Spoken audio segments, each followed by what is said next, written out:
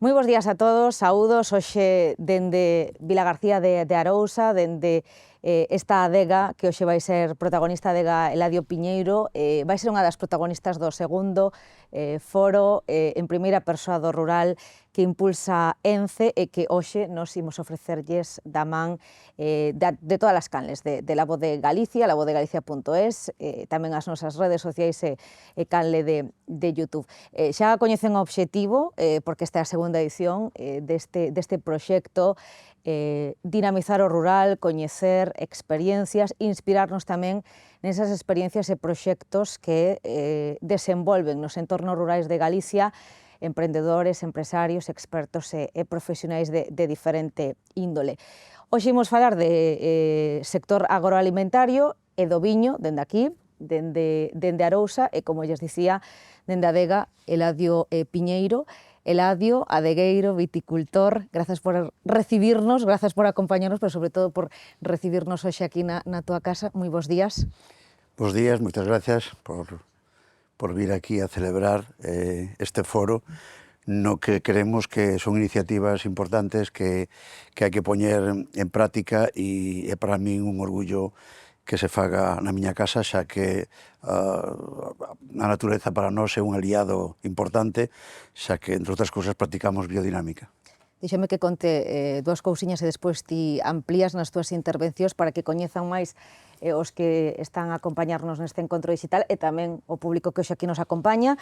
Viticultor, enólogo, como dicía, dedicaches a túa carreira a elaboración de albariños auténticos que respectan as tradicións desta terra, da nosa terra. Despois de vender esa exitosa marca que coñecerán ademais todos Mar de Frades, pois fundabas esta adega máis persoal, enfocada nas prácticas de viticultura biodinámica, sen pesticidas, bueno, e cun proceso que seguro nos contas despois en detalle, máis Efectivamente,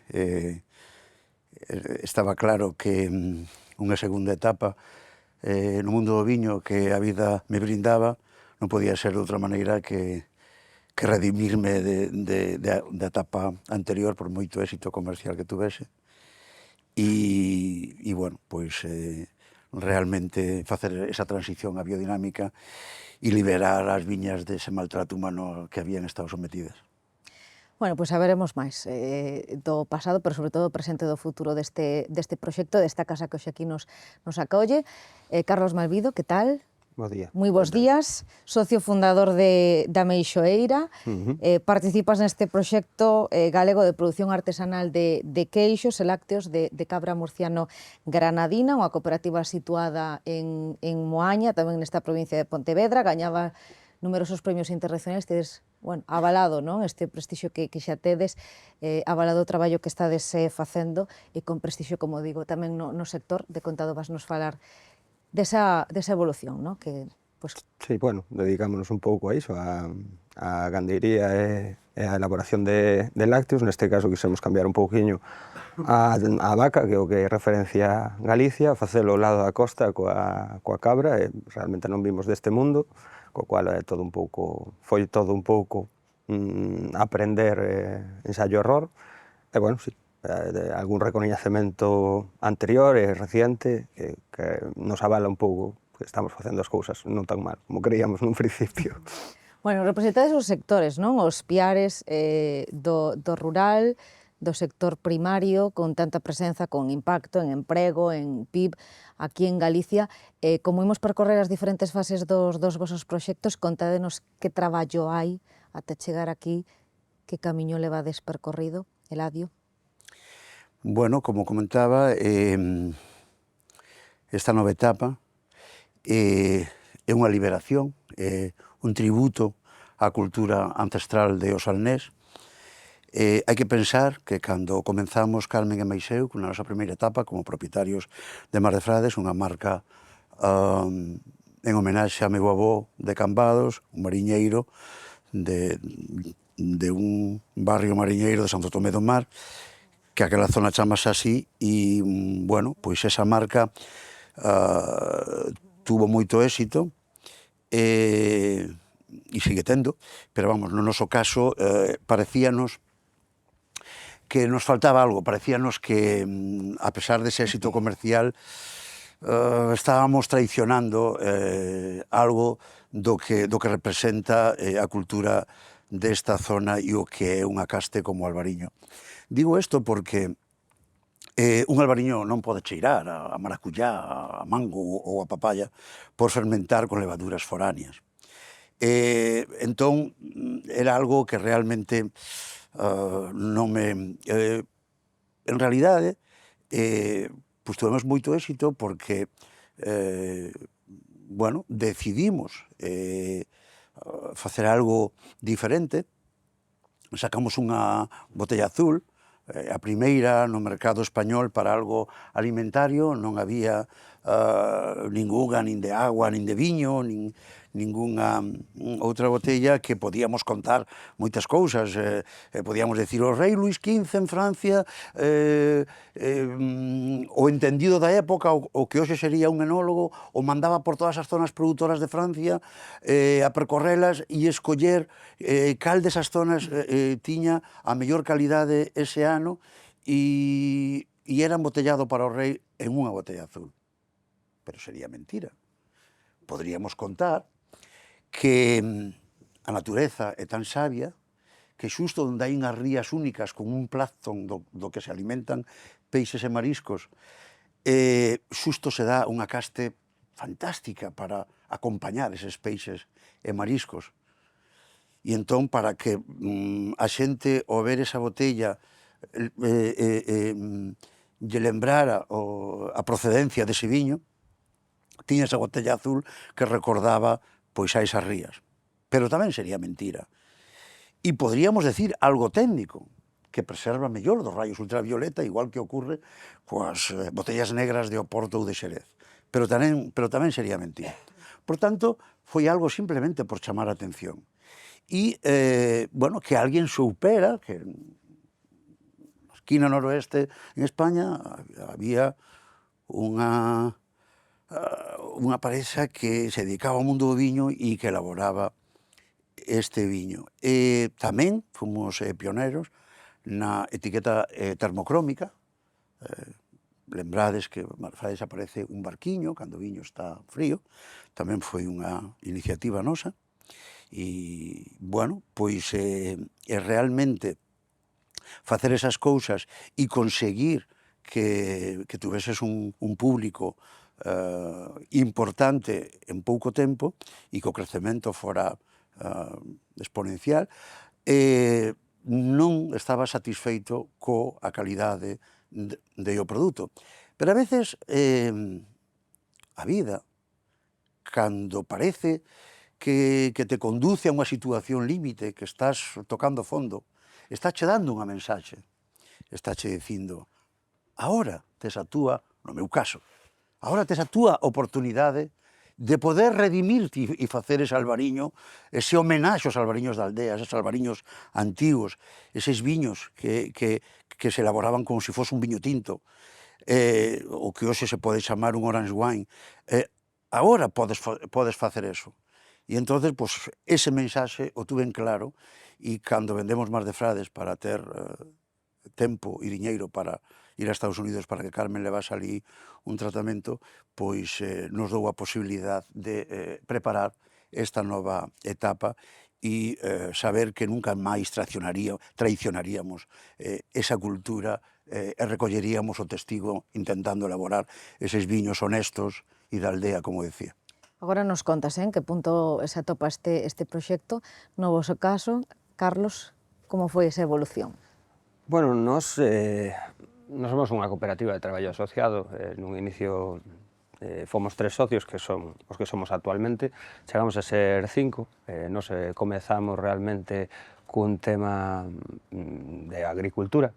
O tema gandeiro chegou un pouco por casualidade, non? O tema de limpiar as fincas e demais, que un veciño nos regalaba unhas cabras, eu viña de facer algún curso de andar por casa, de facer queso, e digamos que ese queso queso fresco que facías na casa, cos trapos e demais, por primeira vez, pois toda a miña familia e demais compañeiros son da rama do mar, Moaña é un concello mariñeiro, igual que todo Morrazo, eminentemente mariñeiro, bueno, eses queixos que empezamos a repartir entre veciños e demais gustaron, e dixemos, coño, pois vamos a facer algo diferente, con cabra, que era o que tiñamos nese momento, e pouco a pouco eu fun entrando nun mundo, eu descubrindo un mundo que para nada era o noso, e onde pouco a pouco nos fomos enamorando dunha cultura que tamén é nosa, da galega, o lácteo, somos a primeira potencia en España de lácteo, pero cambiando un pouco esa tradición, innovando co tema co gando, a situación, o lugar, e, bueno, proba desos son varios dos quesos dos produtos que ahora mismo estamos elaborando. Que despois, ademais, van probar, os que hoxe aquí nos acompañan, tamén os viños de Eladio nunha cata que chegará despois de escoitarvos a vos. De todo ese proceso, de todos os pasos, a evolución que atravesou cada un dos proxectos, a Meixoeira, a adega, ao momento actual, como definiríades?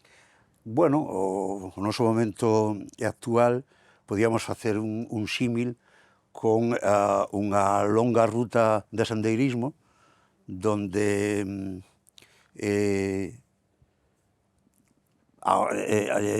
acabas de subir unha montaña escarpada e chegaches a unha zona onde tes unha paisaxe fantástica, donde podes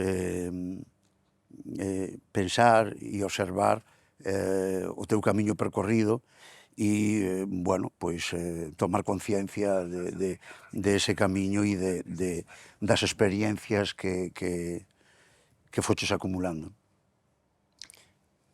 No voso, Carlos? Bueno, o noso máis ben foi unha situación que nos foi levando do seu momento unha situación de necesidade que nace en 2012, realmente. Eu traballei 6 campañas en incendios, eu veño da rama son forestal, o sea, técnico superior, neste caso, e cando me quedei sin traballo, empecé a darlle voltas á cabeza, foi basicamente unha evolución natural, aquela pasando buscando traballo, buscando a vida, atopando a xente polo camiño, que posteriormente se asociou, puso o seu grano de arena dunha maneira ou doutra para chegar ao que agora mesmo é a Meixoeira, que é unha cooperativa de traballo asociado que lle dá emprego neste momento a 5 personas, nunha zona onde o rural estaba ou é pouco aproveitado, como decíamos, estando entre dúas grandes urbes como é Vigo e Pontevedra, onde moita xente pasa a ser casi ciudad dormitorio, agora co tema do turismo e demais, pois o rural como que queda un pouco apartado, idealizado, e chegamos aquí pouco de rebote mirando que toda esa xente das grandes urbes, ese soño idílico que ten o rural, pois intentando sacarlle proveito, intentando buscar en el o noso traballo e referenciar en produtos, neste caso artesanía, feitos a man, pois o que todo o mundo lle gusta, que é comer. Iremos introducindo ademais afondando nesas cuestións porque efectivamente xa sabedes que este proxecto de en primeira persoa do rural que impulsa ENCE pretende precisamente poñer en valor proxectos que xa se están executando, pero tamén que as vosas experiencias axuden a que outros aposten polo rural para dinamizar en definitiva estes entornos. E agora o decía Carlos, no voso caso está Pontevedra, está Vigo, pero está tamén Vilagarcía de Arousa, que é unha das grandes cidades que temos aquí en Galicia. Antes de todo iso, no voso caso, Carlos, o apostar por un proxecto cooperativo, seguir ese modelo que vos aportou? Bueno, máis desgracias que virtudes, porque é un tema complicado, porque ao final tamén é unha cousa de ideas, para min de xustiza social, pois ter máis cartos non implica ter máis razón, moitas veces cando atopas as persoas adecuadas, ao final darlle a posibilidad estar todos en sintonía buscando un fin común, que generar o pan, facer as cousas ben e demais, pois para nós foi un reconocimiento e un plus no tipo de traballo que os facemos, vai no produto.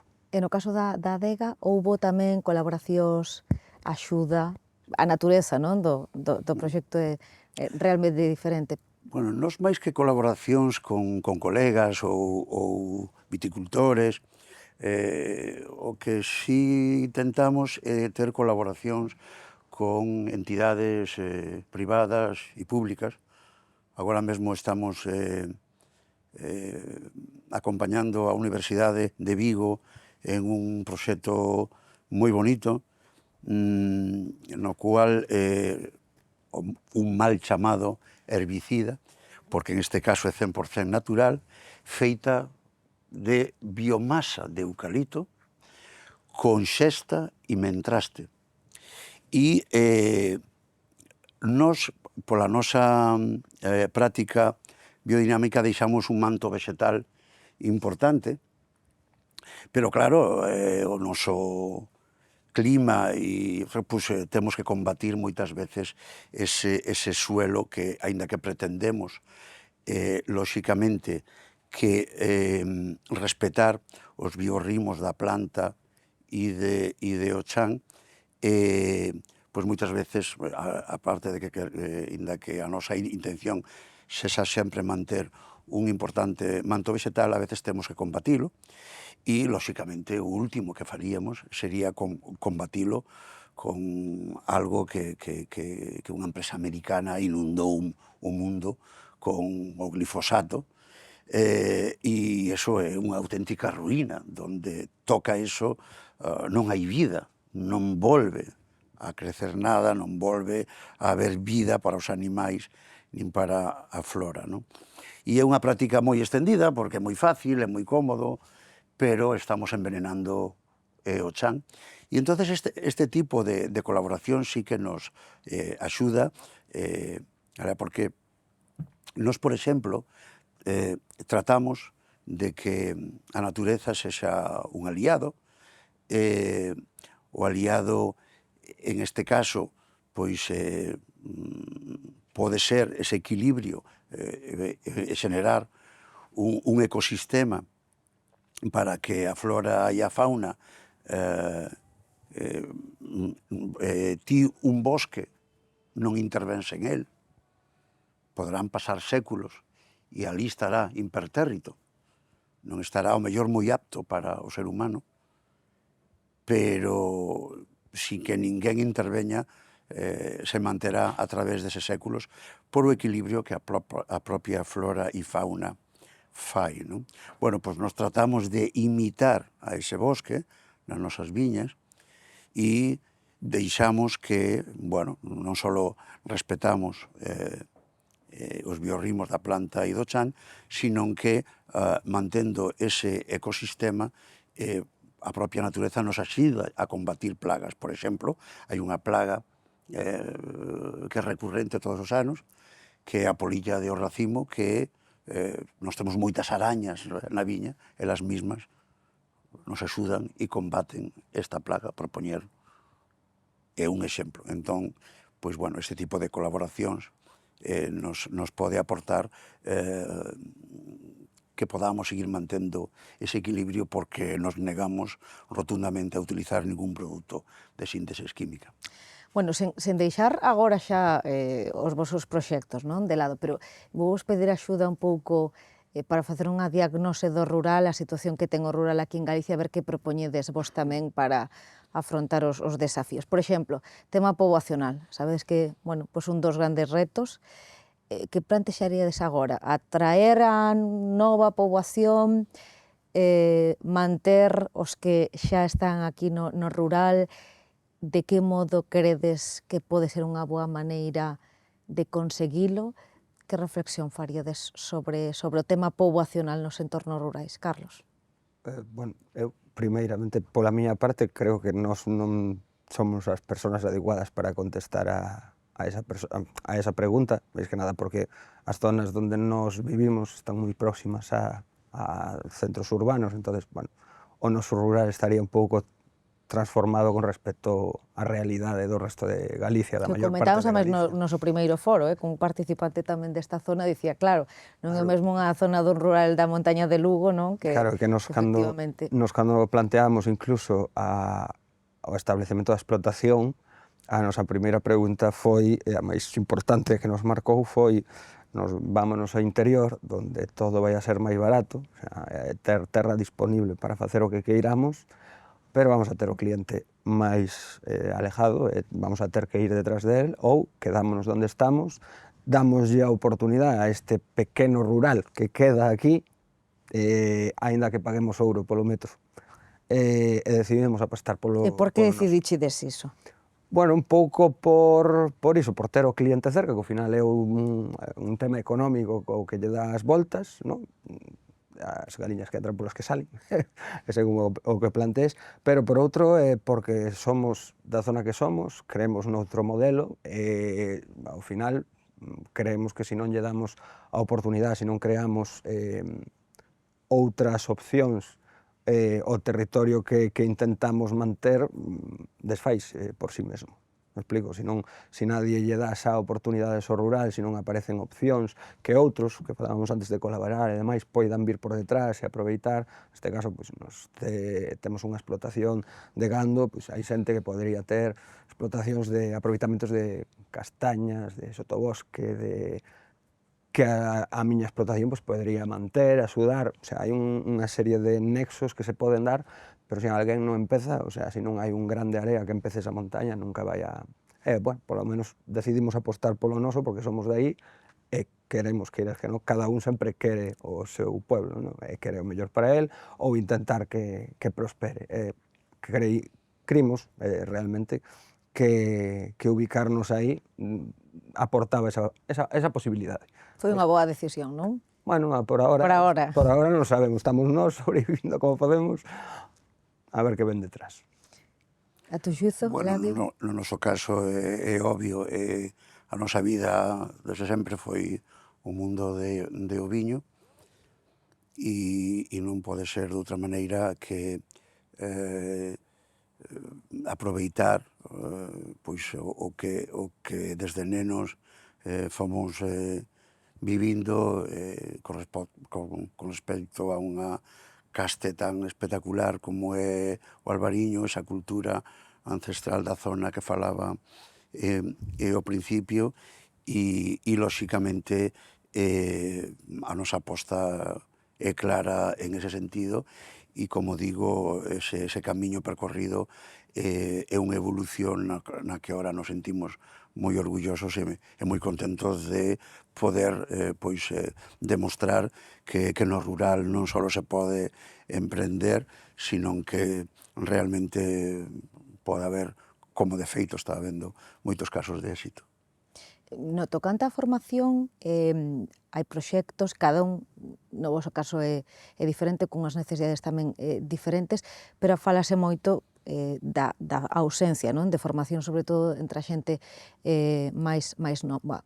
Como impulsaríades precisamente esa parte ante as necesidades que moitos poden ter, non, a hora de impulsar proxectos nos entornos rurais, xa de falta de persoal de por sí, pero aínda máis, non? Formada, pois, no teu caso, pois nas competencias que precisaría un traballador para vos, no teu caso tamén, Eladio, persoal que tamén precisa unha adega, como se pode mellorar eso?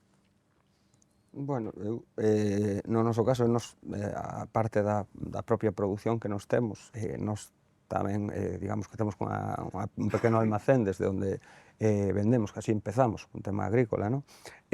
Cando deixamos de lado esa parte agrícola para centrarnos nos lácteos, na explotación, na queixería, sí que mantuvemos unha parte comercial, tuvemos a suerte, para min é unha suerte, de manter unha especie de distribución, apoiando esa venta de produción propia, coa venta de outros produtos, de outros pequenos produtores, e ter un pouco ese intercambio de información con xente que, un pouco a conta da pregunta de antes, do rural, que sí que optaron neste caso por asentarse en zonas máis do interior, con outra serie de problemáticas máis apartadas pois, das grandes urbes, como falaba antes, e ao final un problema que temos os pequenos produtores, neste caso só podo falar dos pequenos, é justamente non é tanto elaborar ou producir como vender, darse a conocer, por iso un escaparate como este é unha cousa que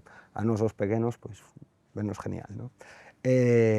Entonces, claro, atopar formación para os pequenos, ao final é un pouco complicado de gestionar porque, por un lado, a artesanía está un pouco olvidada, se non ven de tradición é bastante complicado, sí que agora desde, pues, neste caso desde a Xunta de Galicia se está intentando co tema este do novo sello de calidade alimentaria darlle un pouco de novo valor aos pequenos produtores e demais, pero aínda así sigue sendo bastante complicado acceder a unha formación artesanal, de pequenas producións. Moitas delas eu, cando me aboquei a este mundo, descubrín este mundo, me encantou este mundo, quixen aprender, todo o que atopei era para grandes industrias, pero eso non era o que eu quería facer.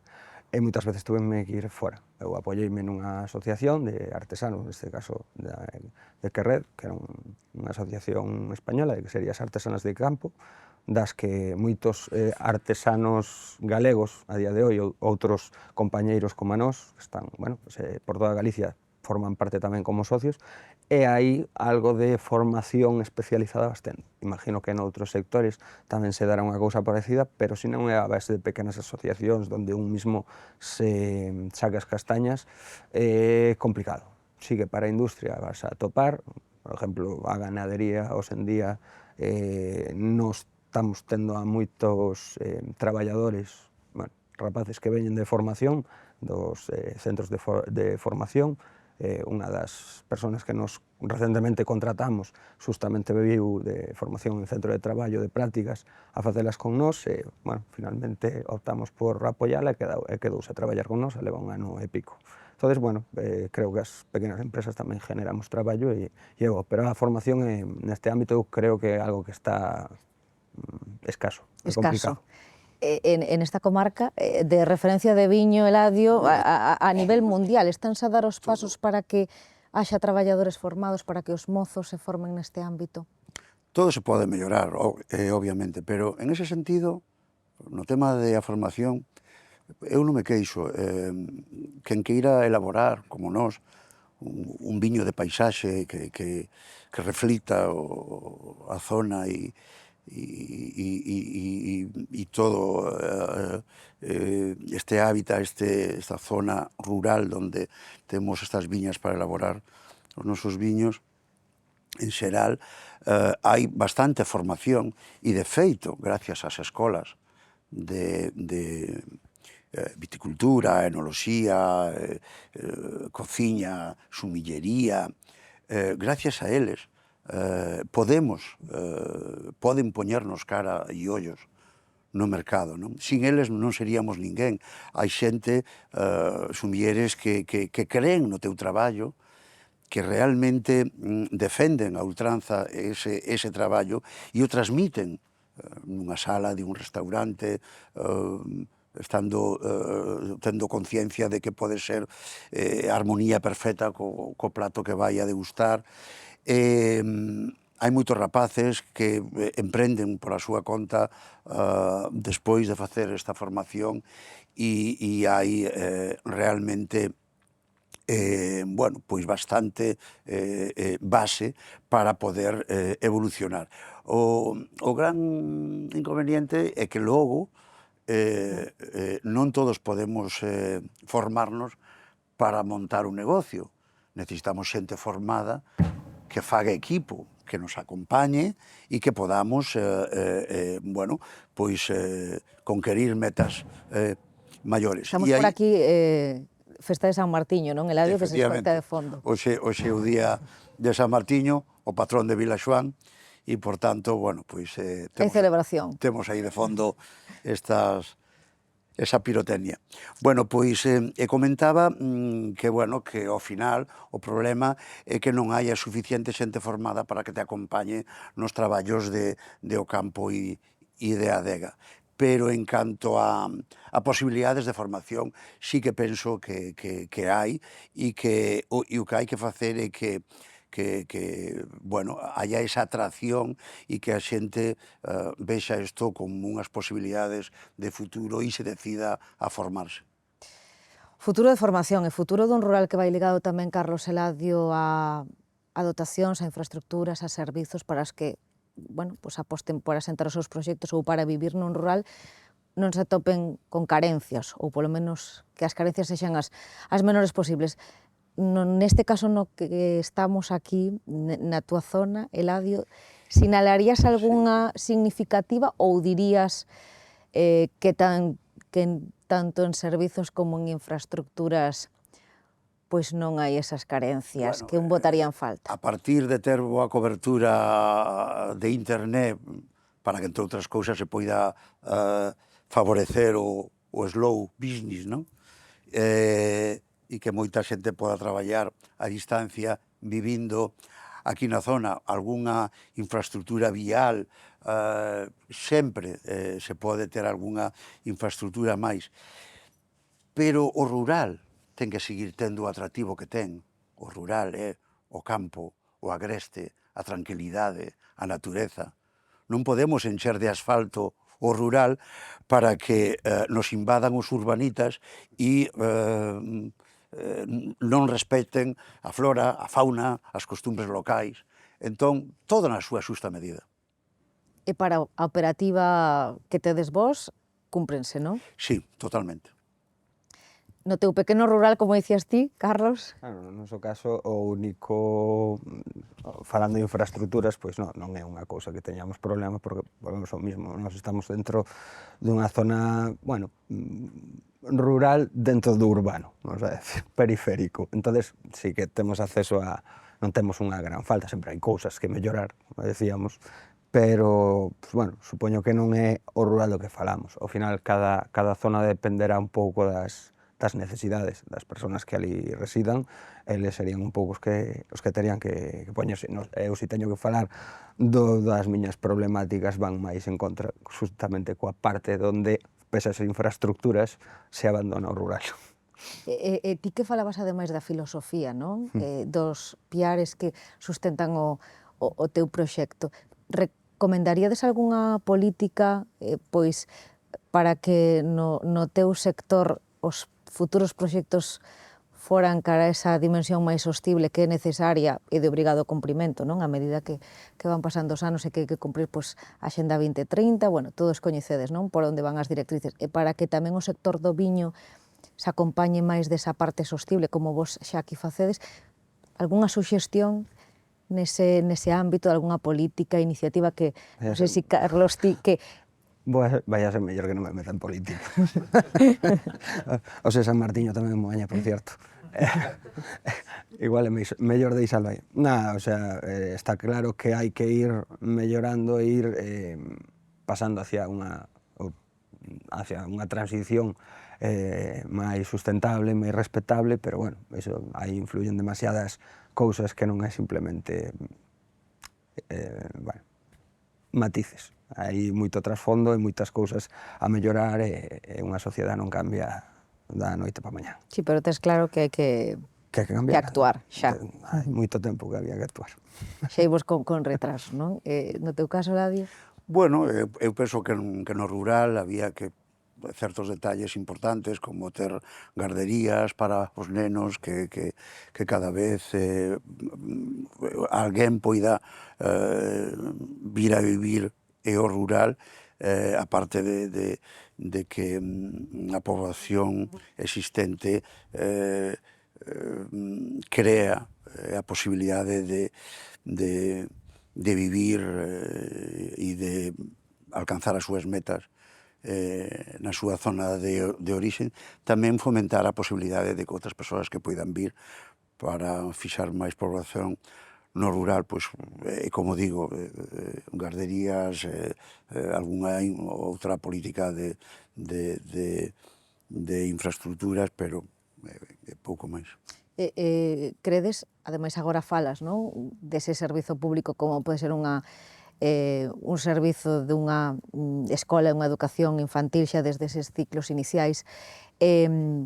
Os máis pequenos, moitas ocasións non sucede, pois que teñen esa desconexión coa procedencia dos produtos, que despois atopan na mesa, os produtos que comen, bueno, esas situacións diarias, tanto sexan nenos como adultos. Credes que siga habendo moita desconexión en Galicia en xeral, ou nas vosas zonas en particular, coas entornos rurais, ou que eso xa está máis que superado? Bueno, eu, pola miña experiencia, cada día está máis desligado.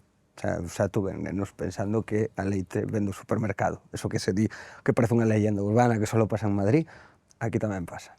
Entón, aquí tamén empeza a pasar, o cual asusta un pouco.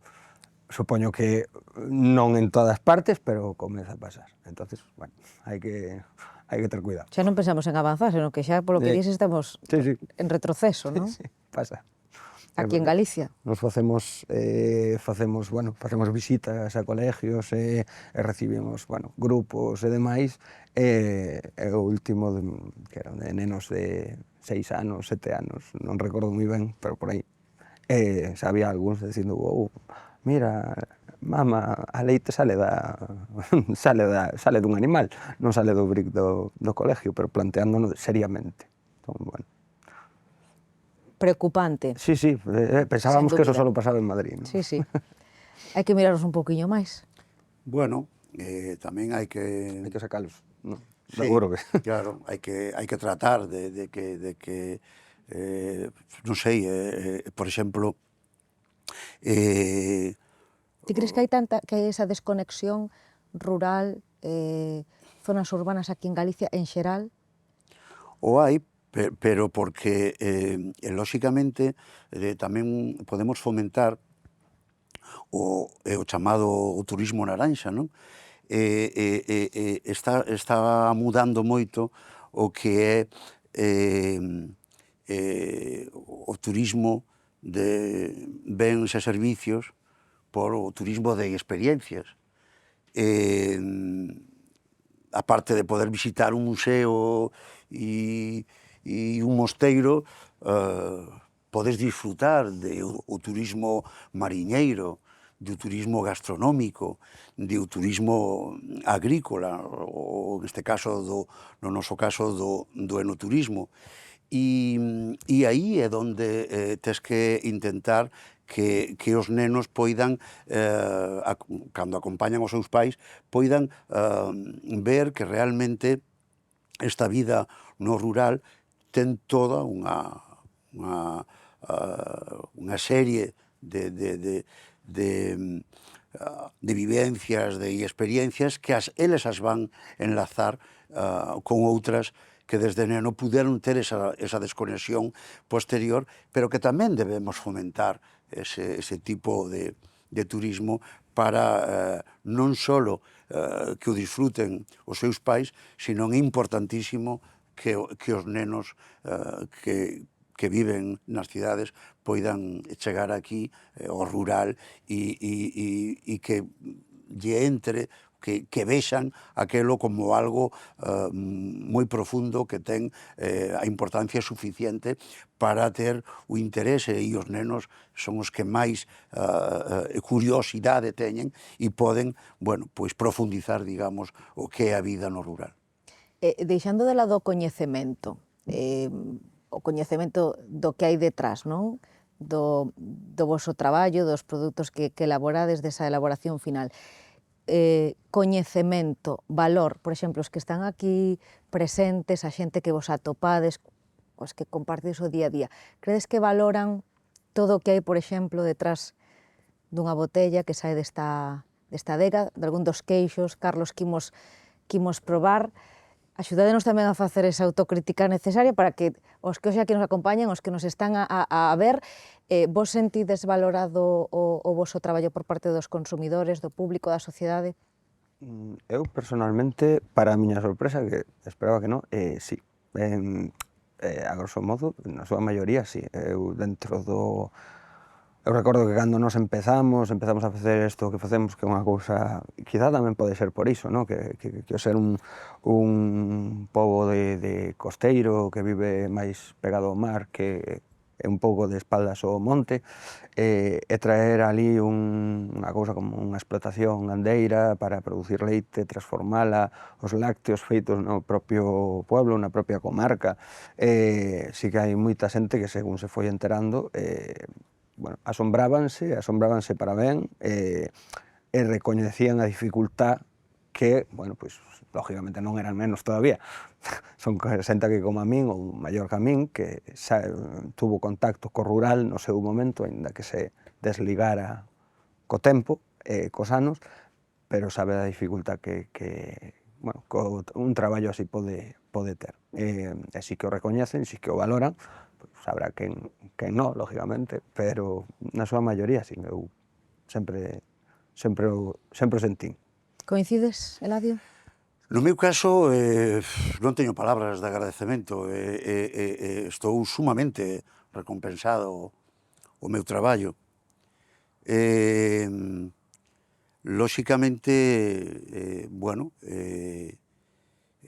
esa xente que cree en el, que o difunde, que o consume, que quere, porque un viño é unha historia, pero tamén é unha zona, é unha xente, é unha cultura. O que máis valora a xente, os nosos consumidores, desde que vendemos Mar de Frades pro problema de saúde de Carmen, é precisamente ese xiro brusco que demos, o que hayamos querido emprender en algo que sea, bueno, pois fiel a nosas raíces, a zona onde vivimos, e a xente valora moitísimo este tipo de viños que estamos elaborando. Ben é certo que no pasado e o mellor non os entenderían, porque, bueno, nos empezamos antes de que houbera a denominación de orixen Rías Baixas, e cometemos o erro de seguir unha moda, unha tendencia. Como decía antes, fermentar con levaduras foráneas, un albariño non pode ter toques tropicales. E entonces, bueno, pois daquela tampouco había un público tan inquieto, non había restaurantes con unhas cartas de viño espectaculares, non había profesionais en sala que che poidan recomendar. Entón, bueno, pois quizá agora foi o momento oportuno, por iso falaba antes de que a vida a veces nos conduce a esas situacións ou nos está dando esos mensaxes, e eu estou infinitamente agradecido porque empezar a vender un albariño con 3 anos e medio, o noso primer viño, que en honor a Carmen chamase Flor de Carmen. Flor de Carmen empezouse a vender no ano 2008, principios de 2009, e era a colleita 2005. Si toda a xente tiña asimilado que o albariño era un viño de ano, un viño xoven, como iban a vender en eses restaurantes un albariño con 3 anos? Non sabíamos que nunha casa particular gardábamos botellas, era moi fácil na casa de un veciño, na casa de algún familiar, abrir unha botella de albariño con 10 anos para celebrar calquer cousa. Pero nós habíamos dado unha mensaxe diferente no mercado, habíamos dito que o albariño era sinónimo de viño xoven. E entón, non era fácil. Bueno, pois gracias a esos restaurantes que creeron no noso traballo e decidiron apostar e ofrecer e facerlles ver que a caste de albariño é moi lonxeva e que ten unhas grandes posibilidades e un amplio maridaxe. E logo, a nivel persoal, é que temos casos tremendos que nos emocionan, que de xente que se chega a tatuar o noso logotipo, as nosas etiquetas.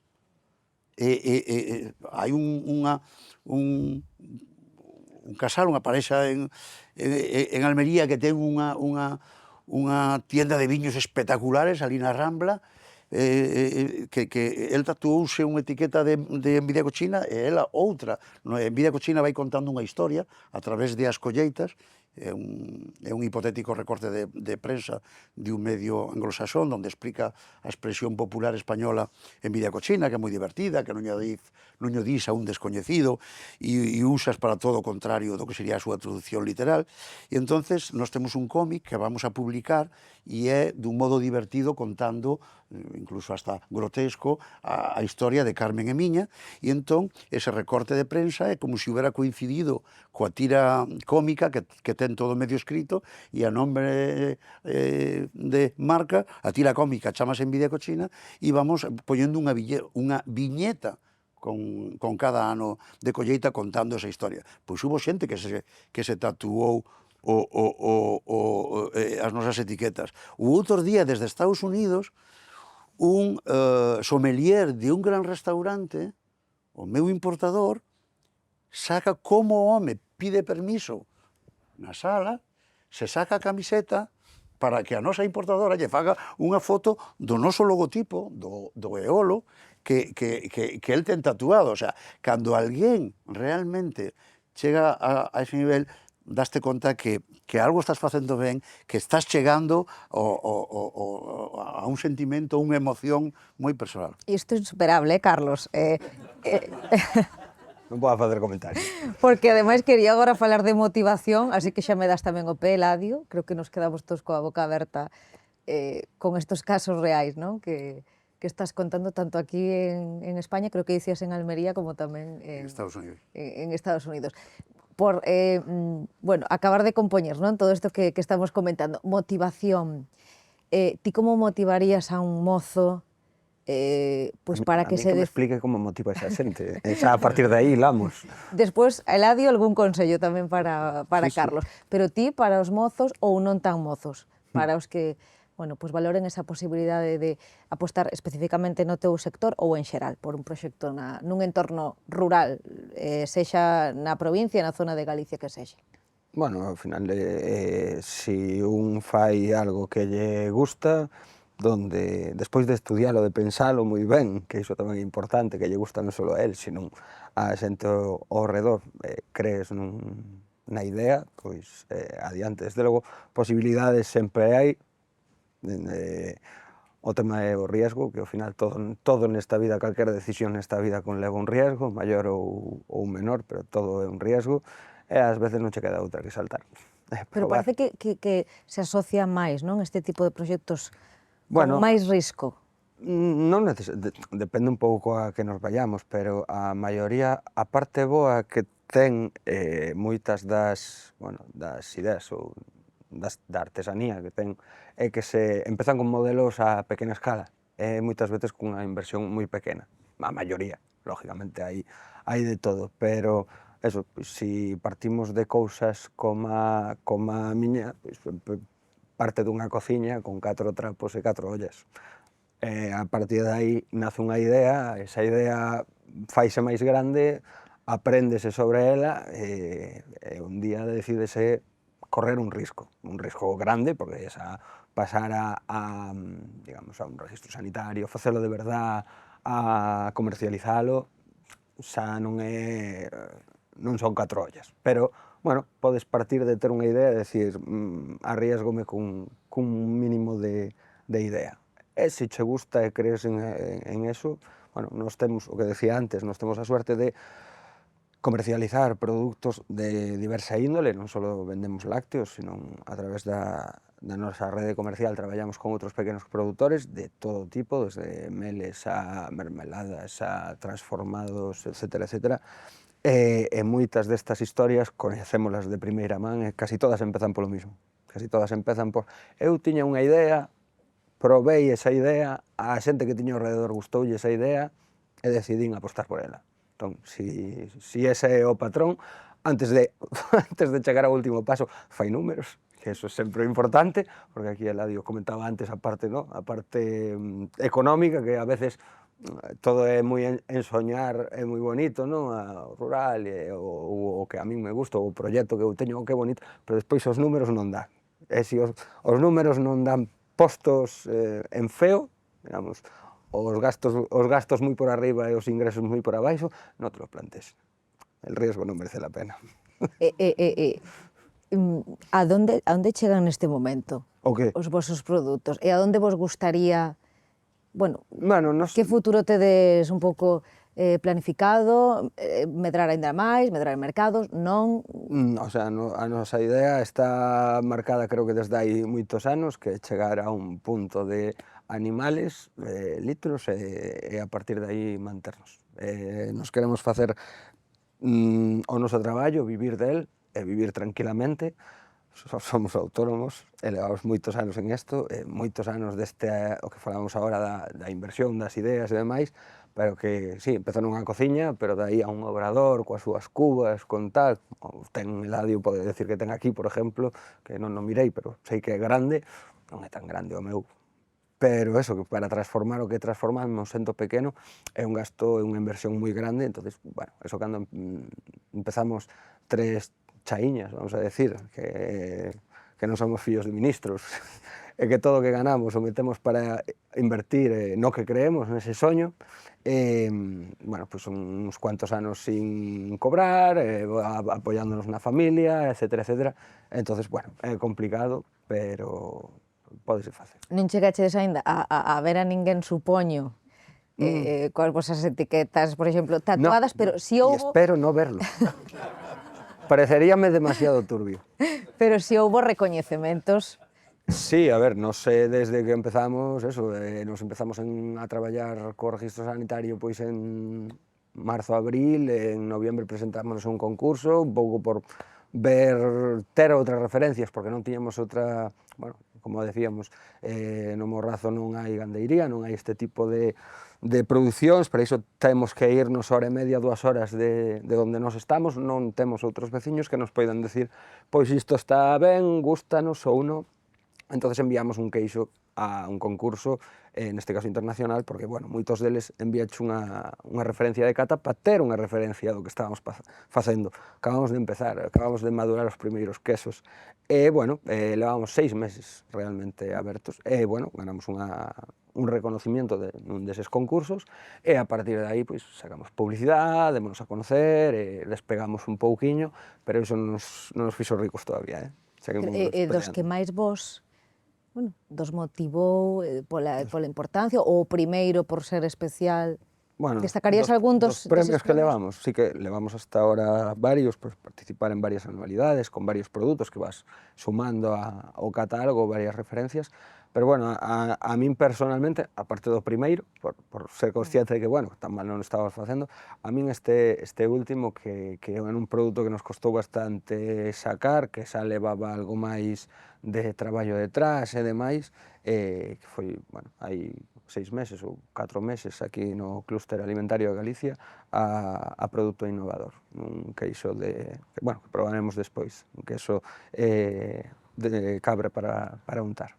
Agora nos contas, antes de rematar, que queixos van probar aquí os nosos convidados de hoxe. Axúdanos tamén como últimas intervencións, Eladio, a motivar a xente sobre as grandes oportunidades que ten o rural. O fío do que decía Carlos, nós tampouco temos unha produción tan grande, necesitamos moita capacidade porque somos a única adega de Rías Baixas que non comercializamos un viño de ano. O noso viño máis xoven é Envidia Cochina e é un cupage, un blend de Flora de Carme, ten 6 meses de crianza sobre Elías Envidia Cochina e leva un porcentaxe de Flora de Carme da colleita anterior. Por tanto, quen visite esta adega pode vir e probar. Agora, por sorte, cada vez hai máis xente que fai albariños, elabora albariños de longo recorrido, pero hai que pensar que nós empezamos con o noso primeiro viño, empezamos a inversa. Todo o mundo elabora un viño que lle dá de comer e outro que lle dá prestixio. Nós ainda nos quedaba un pouquiño de fondo de armario despois de regresar de Estados Unidos e empezamos con o noso viño máis premium, o viño dedicado a Carmen, despois de ir a elaborar o Burgenland austríaco e Alsacia, e durante 6 anos solo elaboramos Flora de Carmen, un albariño que sale ao mercado, como digo, con 3 anos e medio, 4 anos. Bueno, pois aquí a xente que visita pode probar directamente das cubas diferentes colleitas, mínimo 4. Nunha adega podes probar eso abrindo botellas. Por eso a imaxen das nosas cubas son moi superiores porque temos sempre cantidad de litros de diferentes colleitas. E precisamente este tipo de cousas, unha vida dedicada a isto, fai que realmente a xente, de algún modo, non só crea no teu traballo, sino que empatice hasta ese punto de ser hooligans e o caso que comentábamos. Con respecto o que se pode recomendar a xente xoven, o que se pode facer, é moi claro. Eu todo o que fixen foi observar e copiar. Ou eres Dios para crear da nada, ou tes que observar o que hai no teu entorno. Eu estaba en un sitio donde, para ensalzar unha cousa, tiña un envoltorio azul. E a min pareceume unha idea moi atractiva para o meu viño. Eu estaba tomando unha cerveza en un pub en Estados Unidos e vin que a cerveza que estaba na estantería tiña un lobo cunha cara moi manso.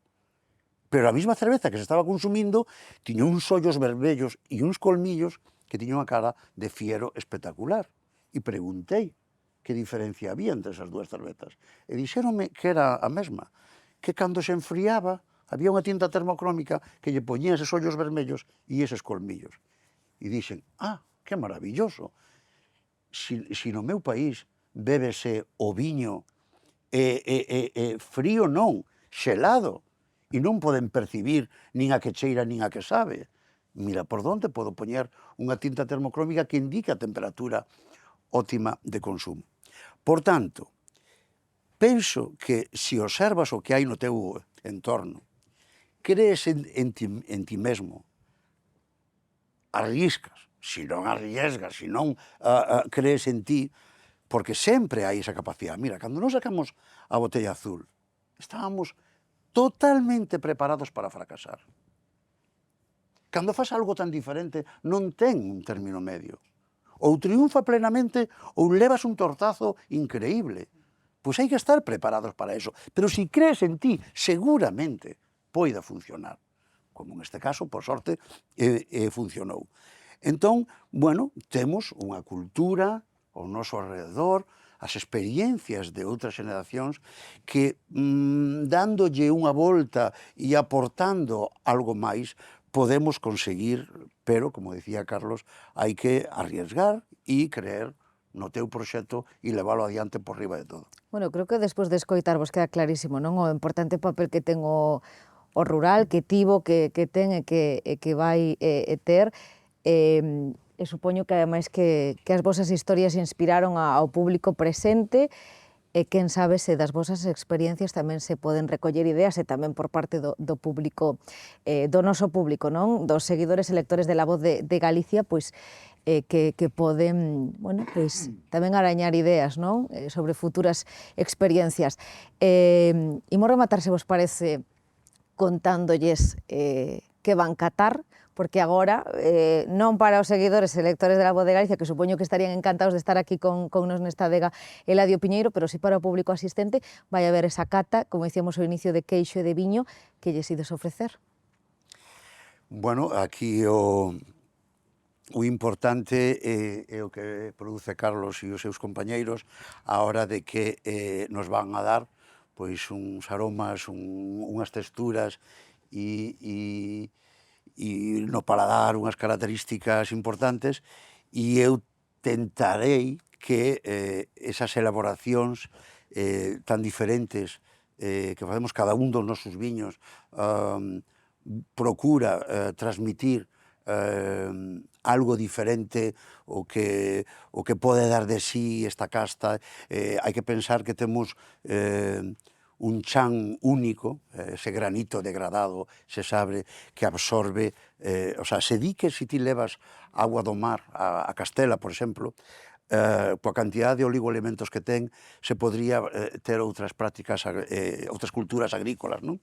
Bueno, pois nós aquí o temos dun modo natural, esas brumas que traen á terra en riba das nosas viñas, esa salinidade, ese índice de polometría que temos, pois ese sabre, ese granito degradado, a xeoloxía no mundo do viño é importantísimo, pois absorbe e vai dosificándolle á planta, e por eso o albariño ten sempre esa característica, esa frescura tan importante. Entón, bueno, pois nos tentamos, dependendo de altitude, proximidade ao mar, idade de as cepas, ir a rendementos por hectárea moi reducidos para elaborar viños que cada un deles sea, pois, un homenaxe, non sei, non tuveche desa posibilidade porque para que non, como non temos toda a zona de aparcamiento, digamos, para poder andar ben, pois aparcaron os vosos coches,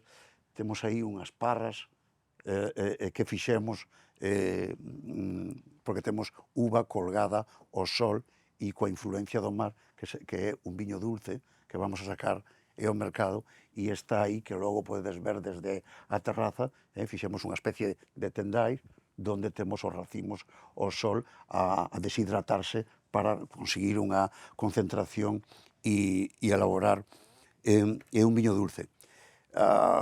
Quero dicir... Que viños van catar? Que eu creo que están Correcto. desexando... Quero dicir que cada un desos viños que vamos a catar hoxe son moi diferentes, e entonces, bueno, pois empezaremos desde viños con menos crianza a viños que son un homenaxe aos albariños antigos que se elaboraban nas casas particulares, a unhas burbullas que están tendo un recoñecemento espectacular e, como digo, gracias á posibilidade de os produtos que elabora a Meixoeira, pois penso que calquera destes viños que vos iremos explicando, en vez de que agora os enumere, iremos, cando vayamos a facer a cata, penso que o idóneo sería que Carlos explicara a elaboración e as características do queixo e eu de o viño que vamos a maridar. Vai ser un pouco sorpresante o do viño.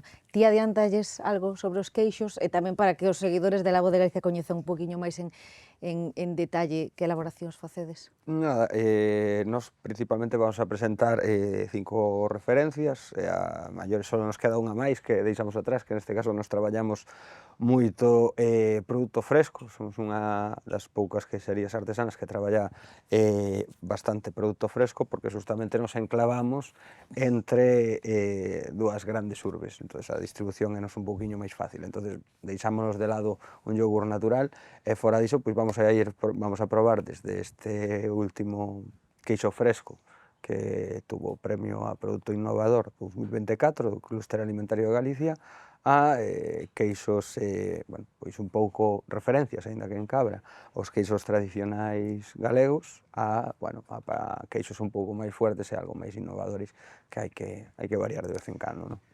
Eu, si queres, pois, porque como a cata xa vai a ser de un modo informal e tal, si podo anticipar, sobre todo para, como ti falas, para os leitores da Voz de Galicia, os viños van, dependendo de cada queixo, habrá un que se chama La Ola, un homenaxe a cando empezamos, a cando sacamos esa primeira botella azul do mercado español.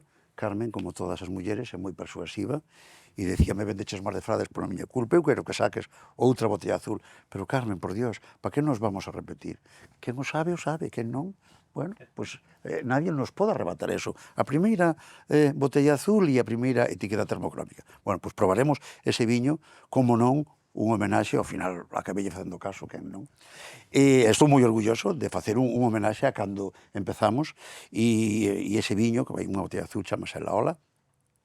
Depois vamos a probar o que falamos antes de Envidia Cochina, o noso viño máis democrático, que máis coñece a xente. Probaremos un tinto da Caste Caíño, e probaremos a Modiño, que é ese viño en homenaxe aos albariños antigos que se elaboraban nas casas particulares para autoconsumo, e probaremos esas burbullas de método ancestral, a colleita 2019, que ten unha burbulla moi fina, moi integrada, e que é moi vinoso e moi gastronómico. Calquera deles leva na etiqueta un tema termocrómico.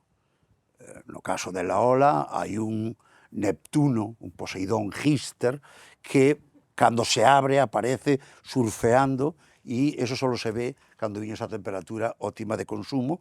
Por fora se ve surfeando, pois en outra posición dentro. En Vidia Cochina aparece unha frase que di envidia cochina, pois eso, unha frase que escribeu un xornalista e que me gustou, inda que a partir do próximo ano pondrá envidia cochina, experiencia vital, e ponse de color vermello.